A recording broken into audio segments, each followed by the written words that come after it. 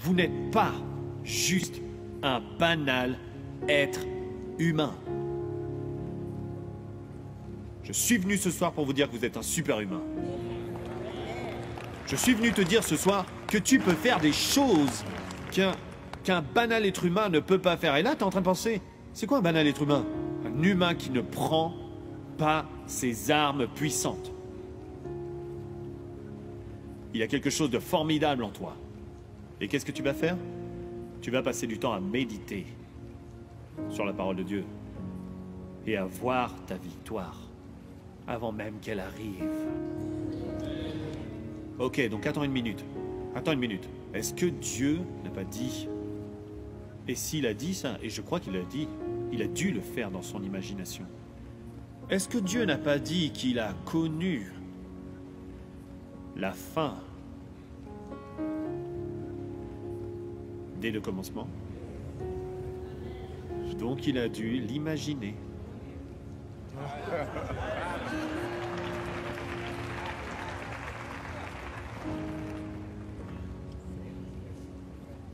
Alors pourquoi ne pas faire la même chose? Et vous êtes encore en train d'attendre à ce qui va se passer. Imaginez la fin d'une chose, là où elle commence. Donc quand le problème vient, tu n'as pas à être en panique. La panique est une grande peur. Focus. Et vois la fin dès le début. Il y en a qui disent comment ça? C'est la victoire. C'est tout ce que tu as besoin de savoir, tu gagnes. Tu gagnes, peu importe ce qui se passe. Je vois la victoire à la fin.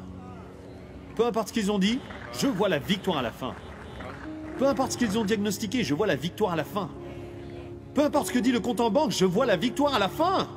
Je vais juste faire comme mon papa.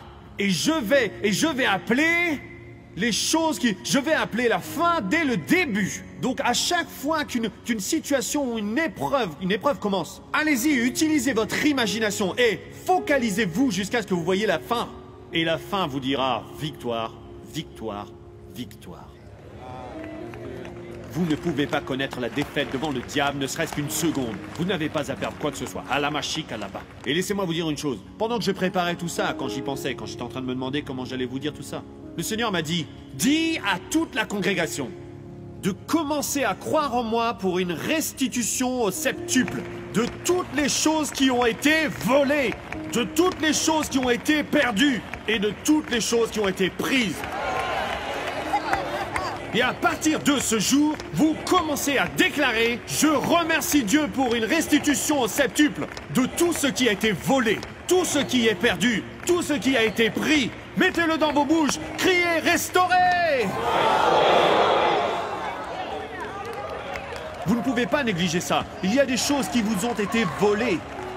Il y a des choses que vous n'avez pas reçues.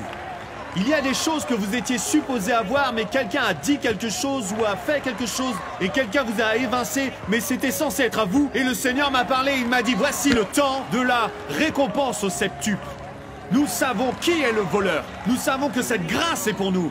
Et si vous croyez à cela, si vous vous voyez en train d'y marcher dans votre restitution au septuple, vous la verrez se passer.